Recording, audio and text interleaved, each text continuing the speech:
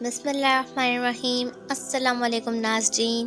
اللہ کے نام سے شروع جو بڑا مہربان نہایت رحم والا ہے۔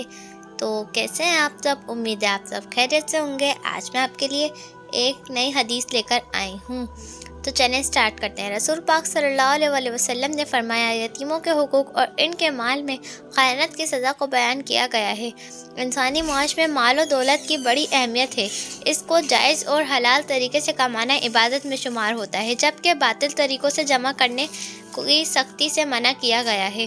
عام لوگوں کے مقابلے میں اگر کمزور، ضعیف، یتیموں اور مسکینوں کے مال میں ناجائز تصرف اور خیانت کر کے ان کی اس طرح حق تلافی کی جائے تو یہ بڑی بری بات ہے۔